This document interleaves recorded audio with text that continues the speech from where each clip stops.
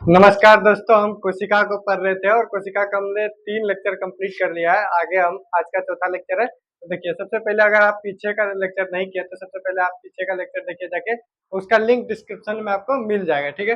तो देखिए, कोशिका को फर्स्ट लेक्चर में हम कोशिका का देखे हैं कि मतलब कोशिका का कहाँ से खोज हुआ है। बस कोशिका के बारे में देखें कि खोज कहाँ से हुआ है, इसके अंदर जो जो भी अंग पाए जाते हैं उसका खोज कैसे हुआ है। उसके बाद दूसरा लेक्चर में हम देखें कि कोशिका को मतलब कोशिका का विभाजन देखें कि कोशिका के अंदर बहुत सारे संरचनाएं पाई जाती है। तो कोशिका को 3 भागों में बांटकर हम पढ़ रहे हैं। तो सबसे पहला भाग था कोशिका झिल्ली, दूसरा भाग था कोशिका झिल्ली और पेड़ पौधे में एक एक्स्ट्रा पाई जाती है कोशिका भित्ति, और दूसरा था कि कोशिका द्रव, ठीक, और तीसरा है केंद्रक। अभी हम कोशिका द्रव के बारे में ही पढ़ रहे हैं अभी तक, क्योंकि कोशिका द्रव के अंदर बहुत सारी चीजें पाई जाती है, बहुत सारे कोशिकांग पाए जाते हैं। तो हम उसी को कर रहे थे। आज कोशिका द्रव पूरा कंप्लीट हो जाएगा, अगला लेक्चर केंद्रक का हो जाएगा, ठीक है। तो देखिए, सबसे पहले पिछली वीडियो में जितना देख लिया आप लोग जाके पीछे देख लीजिएगा एक बार, ठीक। तो इसमें आज हमको पढ़ना है कि गोल्जी काय क्या होता है। गोल्जी काय क्या होता है, तो देखिए, गोल्जी काय का खोज कैमिलो गोल्जी नामक वैज्ञानिक ने किया था। उन्होंने गोल्जी काय का खोज किया, जिसे गोल्जी उपकरण भी कहा जाता है। इसका अगर अन्य नाम पूछे तो इसका अन्य नाम गोल्जी उपकरण है, गोल्जी उपकरण। यह अंतर्द्रवयी जालिका द्वारा संश्लेषित पदार्थों का परिवहन करती है। अंतर्द्रवयी जालिका जो पदार्थ बनाती है, जैसे कि राइबोसोम होता है, राइबोसोम क्या बनाती है, प्रोटीन बनाती है, प्रोटीन का संश्लेषण करती है। तो यह उसी का परिवहन करने का काम करती है। कौन? तो कोल्जिका क्या करती है, वह पदार्थों का परिवहन करने का काम करती है, आप यह बोल सकते हैं, ठीक। और यह क्या होती है, यह पादप कोशिका विभाजन के समय सेल प्लेट के निर्माण में सहायक होती है। देखिए, पादप में कोशिका के विभाजन सेल प्लेट के द्वारा होते हैं, और सेल प्लेट के निर्माण में कौन सहायक होती है, तो गोल्जी काय या फिर गोल्जी उपकरण, ठीक। उसके बाद आता है रसधानी। क्या होता है? रसधानी। रसधानी क्या है? यह ठोस अथवा तरल पदार्थों की संग्राहक थैलियां होती है, थैली नुमा होती है। ठोस या तरल पदार्थों के एक संग्राहक थैली होती है, जिसमें कि क्या होता है, यह जो जंतु कोशिका में छोटी एवं पादप कोशिका में बड़ी होती है। देखिए, पादप कोशिका कोई भी वृक्ष बहुत बड़ा होता है और उसके तुलना में जीव जंतु छोटा ही होता है। तो जंतु कोशिका में यह छोटी पाई जाती है। तो क्या रसधानियां जितना छोटी छोटी रसधानियां, छोटी छोटी संरचनाएं पाई जाती है यह जंतु कोशिका में, लेकिन यही चीज अगर पादप कोशिका में हो जाए तो पादप कोशिका में रसधानी बहुत बड़ी हो जाती है। जंतु कोशिका की तुलना में पादप कोशिका में बड़ी होगी, हमेशा बड़ी होगी, ठीक। और इसका काम क्या है, यह जल को संचित करके रखती है। क्या करती है? यह जल को संचित करके रखती है, ठीक। उसके बाद अगला है, इसमें राजधानी पढ़ लिए, गोल्जी काय पढ़ लिए, माइटोकॉन्ड्रिया पढ़ लिए, और राइबोसोम पढ़ लिए, अंतर्द्रव्ययी जालिका पढ़ लिए। आगे हमको अभी पढ़ना है सेंट्रोसोम। सेंट्रोसोम क्या आता है? यह कोशिका के विभाजन में सहायक होती है, ठीक है। देखिए, आप लोग इसको लिखते चलिएगा, अपने साथ कॉपी रखिए या फिर नहीं रखे तो इसका स्क्रीनशॉट आप लोग ले लीजिए, ठीक। उसके बाद आगे हम बढ़ते हैं। तो अगला क्या है? अगला है सेंट्रोसोम। अगला है सेंट्रोसोम, जिसको कि तारका काय भी बोला जाता है। सेंट्रोसोम, इसको हिंदी में तारका काय भी बोला जाता है। आप लोग याद रखिए, सिर्फ सेंट्रोसोम, कोई दिक्कत नहीं है, तारका काय, ठीक। इसका क्या काम है? देखिए, सेंट्रोसोम क्या करता है, यह सेंट्रोसोम जीव जंतु में यह कोशिका के विभाजन में सहायक होते हैं। देखिए, शुरू का लेक्चर जब फर्स्ट लेक्चर कीजिएगा तो उसमें बताया कि कोशिका का विभाजन करने का काम कौन करता है। कोशिका का विभाजन करने का काम सेंट्रोसोम करता है। उसमें हम बताए थे कि नए कोशिका का निर्माण पुराने कोशिकाओं से ही होता है, ये फर्स्ट लेक्चर में बताए थे, ठीक है। लेकिन देखिए, ये सेंट्रोसोम जीव जंतु में ही पाया जाता है, जीव जंतु वाले कोशिका में ही पाया जाता है। पेड़ पौधे वाले कोशिका में यह सेंट्रोसोम नहीं पाया जाएगा, ठीक। तो सेंट्रोसोम कहाँ पाया जाएगा? सिर्फ जीव जंतु वाले कोशिका में, ठीक। तो यह सेंट्रोसोम क्या करती है? कोशिका में विभाजन का काम करती है, जंतु कोशिका में। पादप कोशिका में यह नहीं पाई जाती है। ये जंतु कोशिका में विभाजन का काम करती है, जंतु कोशिका में विभाजन का काम करती है, विभाजन का काम करती है, काम करती है, ठीक है।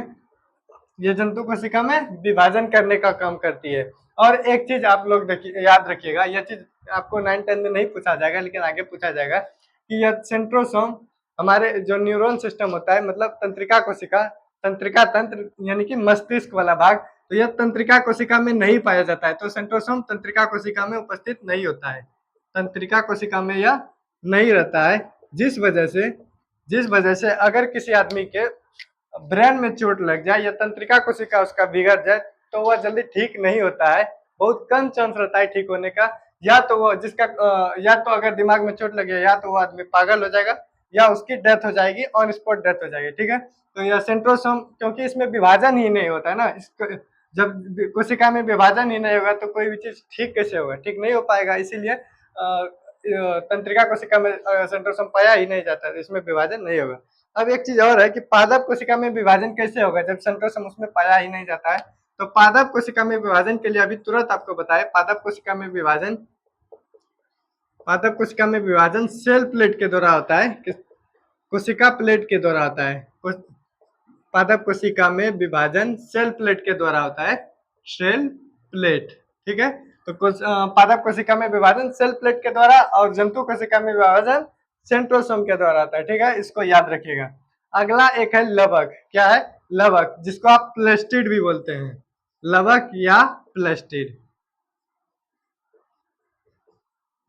इसको मिटाना पड़ेगा, आगे लिखते हैं, ठीक, नहीं तो इसमें पूरा नहीं आएगा। इसको मिटाते हैं, आप लोग स्क्रीनशॉट ले लीजिएगा इसका। अगला क्या है? लवक।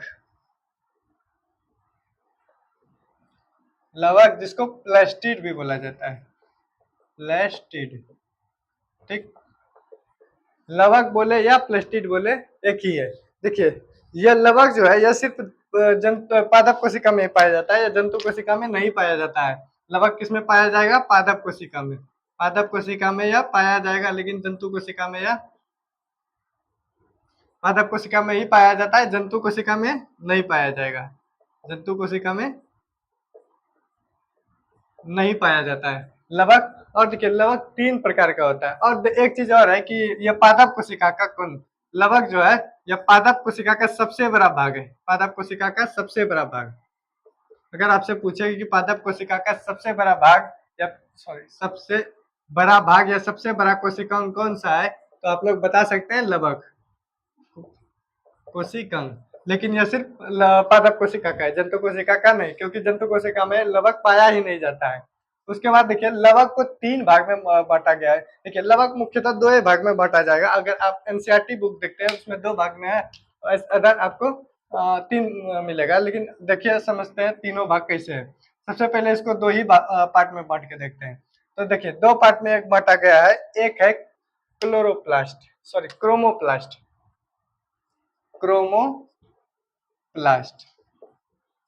एक क्रोमोप्लास्ट, एक ल्यूकोप्लास्ट, ल्यूकोप्लास्ट। देखिए, क्रोमोप्लास्ट वाला जो भाग होगा, क्रोमोप्लास्ट वाला भाग होता है यह रंगीन भाग होता है। क्या होता है? यह रंगीन भाग होता है। और ल्यूकोप्लास्ट वाला भाग रंगहीन होता है, इसमें रंग नहीं होता, या फिर यह सफेद कलर का होगा, रंगहीन या सफेद, रंगीन या सफेद। तो देखिए, क्रोमोप्लास्ट क्या होता है? रंगीन होता है, लेकिन ल्यूकोप्लास्ट रंगहीन या सफेद होता है। देखिए, अब एक चीज और होता है, देखिए, जैसे कि आप लोग नाम सुनेंगे हरित लवक, जिसको क्लोरोप्लास्ट बोला जाता है, क्लोरोप्लास्ट। तो क्लोरोप्लास्ट उसको कहते हैं जिसमें कि जिस क्रोमोप्लास्ट में, आप यहाँ लिख देते हैं कि जिस क्रोमोप्लास्ट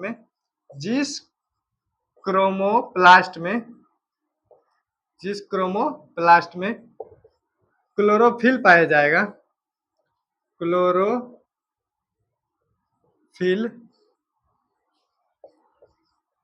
पाया जाता है,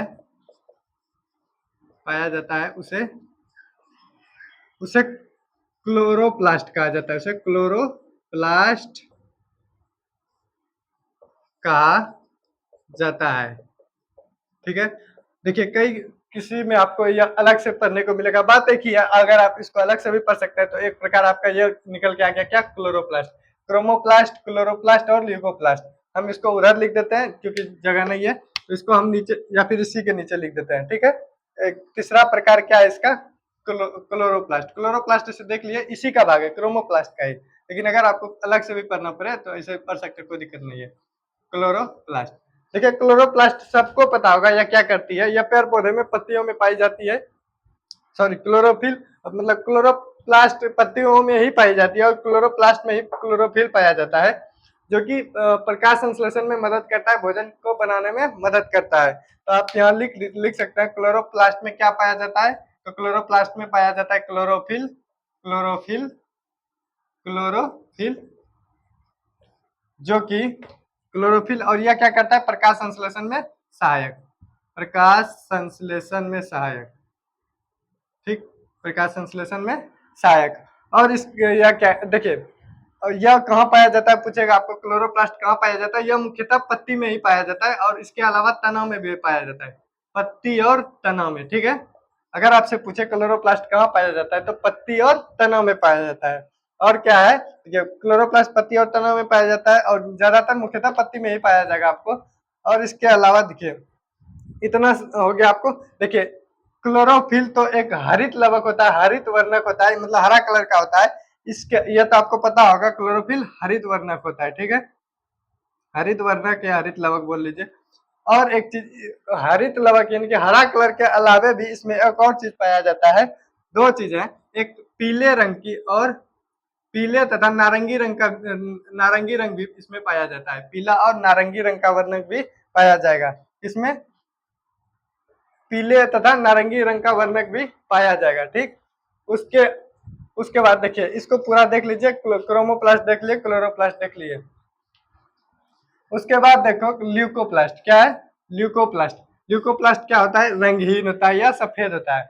इसमें पदार्थ संचित रहते हैं, जैसे कि हो गया आपका, जैसे वसा, तेलीय पदार्थ हो गया, यह सब स्टार्च हो गया, स्टार्च हो गया, यह सब मौजूद रहता है। और यह भोजन में पाया जाता है, भोजन संग्रहण कर, यह भोजन संग्रहण का काम करता है। कौन, तो ल्यूकोप्लास्ट, ल्यूकोप्लास्ट पेड़ पौधे में क्या करता है, भोजन संग्रहण का काम करता है, तेल में पाया जाएगा, स्टार्च में पाया जाएगा भोजन।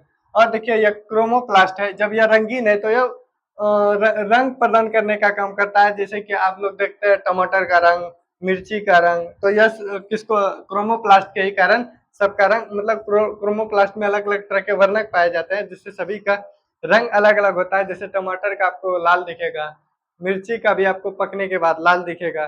तो यह सब वर्णक कहाँ पाया जाता है, तो क्रोमोप्लास्ट में। तो आप लिख सकते हैं यह रंग प्रदान करता है, यह रंग प्रदान करता है, ठीक है। इतना सा आप लोग अपने कॉपी में नोट कर लीजिए। देखिए जितना भी इससे क्वेश्चन बन सकता है, यहाँ से बाहर नहीं आएगा। लवक को अगर आपको कहीं दो भाग में मिले तो दो भाग में, ठीक है, नहीं तो तीन भाग में। तो लवक का तीन भाग क्या क्या हो गया, क्रोमोप्लास्ट, ल्यूकोप्लास्ट और क्लोरोप्लास्ट, ठीक। क्लोरोप्लास्ट तो क्रोमोप्लास्ट का ही एक भाग है, क्लोरोप्लास्ट में जिसमें क्लोरोफिल पाया जाएगा उसे क्लोरोप्लास्ट कहेंगे। और क्लोरोप्लास्ट में क्या पाया जाता है, क्लोरोफिल, जो कि पेड़ पौधे में प्रकाश संश्लेषण में मदद करता है। क्लोरोफिल के कारण ही कोई पेड़ पौधा प्रकाश संश्लेषण की क्रिया कर पाता है, क्योंकि प्रकाश क्लोरोफिल के हरे पेड़ पौधे में पाया जाता है, हरे पत्ती में पाया जाता है। तो क्लोरोप्लास्ट कहाँ पाया जाएगा, पत्ती में और तना में, ठीक है। और क्लोरोप्लास्ट यानी कि क्लोरोप्लास्ट में क्लोरोफिल होता है, जिसमें हरित लवक होता है, हरित वर्णक होता है। और हरित वर्णक के अलावा पीले तथा नारंगी रंग का वर्णक भी कहाँ पाया जाएगा, आपका क्लोरोप्लास्ट में पाया जाएगा। इसके अलावा क्रोमोप्लास्ट क्या करता है, तो यह रंग प्रदान करने का काम करता है, क्योंकि यह रंगीन होता है तो इसीलिए रंग प्रदान करने का काम करता है। ल्यूकोप्लास्ट रंगहीन होता है या सफेद होता है, यह रंग प्रदान करने का काम नहीं कर सकता है। इसमें तेल, स्टार्च वगैरह जमा रहता है, इसमें भोजन संग्रहित रहता है, ठीक है। और यह मुख्यतः जड़ तथा फल में पाया जाएगा। अगर आपसे पूछे ल्यूकोप्लास्ट कहाँ पाया जाएगा, तो जड़ एवं फल में पाया जाता है, जड़ तथा फल में, ठीक, जड़ तथा फल में। तो इतना सा आप लोग इसका स्क्रीनशॉट ले लीजिए या फिर कॉपी में नोट करके रख लीजिए। चाहे आप यहाँ से ऑब्जेक्टिव बने या सब्जेक्टिव, यहाँ से आपका पूरा क्लियर हो जाएगा, ठीक है।